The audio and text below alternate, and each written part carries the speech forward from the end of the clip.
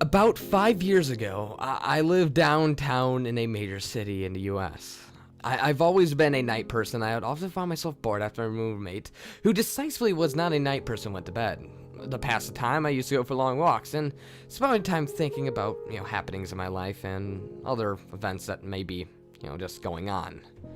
I spent 4 years like that, walking alone at night, and never once had I had a reason to feel afraid. I always used to joke with my roommate even that drug dealers in the city were even polite, because at least they offered you a courtesy, use. If, whatever though. But all that changed in just a few minutes in one evening. It was a Wednesday, somewhere between 1 and 2 in the morning, and I was walking near a police-patrolled park, quite a ways from my apartment to be exact. It was quite a night. Even for a weeknight, very little traffic, and almost no one was on foot. The park, as it was most nights, was completely empty. I turned down the short side of the street in order to loop around back to my apartment. That's when I first noticed him. At the far end of the street, on my side, there was a silhouette of a man dancing. It was a strange dance, similar to a waltz, but he finished each box with an odd forward stride. I guess you could say he was dance walking, and he headed straight for me. Deciding that he was probably drunk, as most bars usually kicked out all the remaining customers by 2 to 3 in the morning, I figured that, it's probably a little bit loopy right now. So I stepped as close to the road and gave him the majority of the sidewalk to pass by me. The closer he got, the more I realized how gracefully he was moving. He was very tall and lengthy, and wearing a old suit. He danced closer still until I could make out his face. His eyes were wide and wild, and his head tilted back slightly, looking off at the sky. His mouth formed a painfully wide cartoon smile. Between the eyes and the smile, I decided to cross the street before he danced any closer, because he flat out made me feel uncomfortable.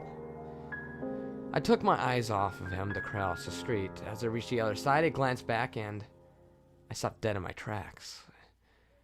He stopped dancing and was standing with 1 foot in the street perfectly parallel to me. He was facing me, but still looking skyward.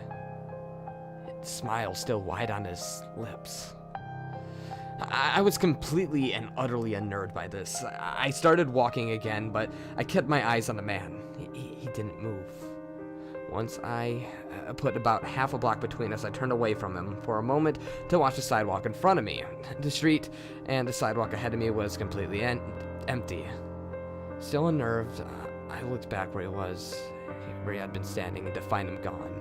For the briefest of moments, I felt relieved, until I noticed that he had crossed the street and was only slightly crouched down.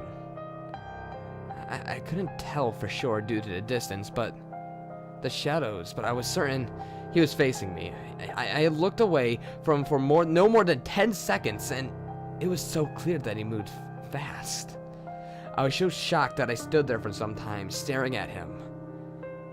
Then he started moving towards me again. He took a giant, exaggerated, tiptoed step as if he was a cartoon character sneaking up on someone, except he was moving very, very quickly. I like to say at this point I ran away or pulled pepper spray or my cell phone or something like that, or anything at all, but I didn't. I stood there completely frozen as the smiling man crept towards me. And then he stopped again, about a car length from me, still smiling his smile. I still looking to the sky.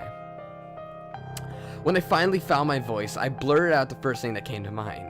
What I meant to ask was, "What do you want?" in a angry, commanding tone, but what came out was a whisper of, "What?"